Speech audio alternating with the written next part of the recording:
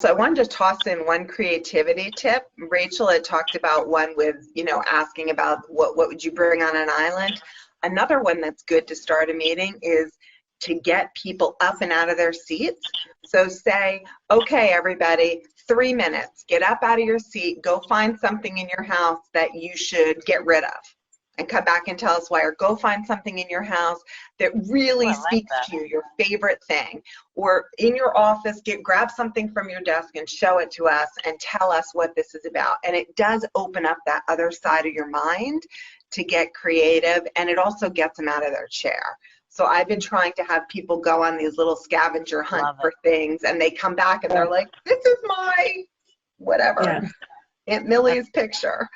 That's great. That's great.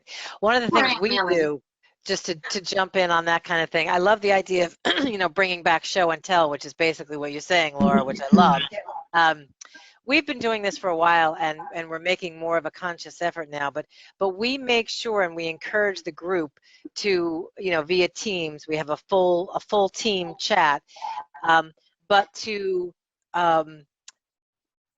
give a shout out to someone when they did something that was good, whether it's personal or not personal. And sometimes I will give a team member a shout out for taking a break, because that's the other part about maintaining culture and leading teams in this whatever this is we're currently in. I really believe, and I started early about work-life balance. It's different for every person. You have to understand how your kind of body clock works, and especially if you have young children. I mean, I have someone who has 2 young children.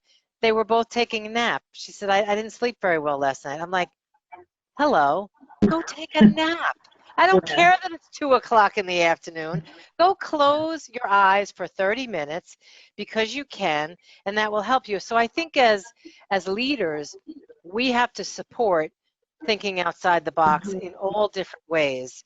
And I think as you start to do that in small ways in front of your team, they get it, and they catch on, and they start doing the same. So one thing I started doing with that, because we offer unlimited time off as part of our benefits, but I find that they don't take it. So I'll even be like, you're taking off now on Friday. You're done. I have done the same thing. Yep. But so I have some employees with kids. That I have one employee, a senior manager, who, she does like a camp now in the afternoon with her kids, and then she goes back to work later, which is fine. But the one thing that I would find is, if I'm at my desk all day, or somebody else is, and they need to have a meeting, they'll send a calendar invite because the time looks open.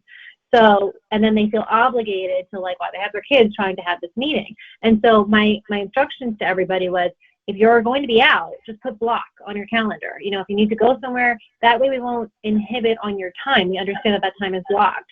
But I think that's really important, because we live now through our virtual calendars, and then there's a guilt factor about declining a meeting. So being able to time block personal time to me allows me to make sure that I'm not infringing on anybody's, personal time, and vice versa. So that's just a rule that's been really helpful to us. Yeah, we've even encouraged our at-home moms to bring their kids onto the Zoom meeting. So, we get to see our team members' children, and the kids love it. And they just sit there on their mom's lap waving, and so we've invited those coworkers into the meeting. My son walked in with no pants on the other day. So he's 4 though, so it's not that bad. I was like, okay, it's time to go back outside. Under the kitchen table has in hand something.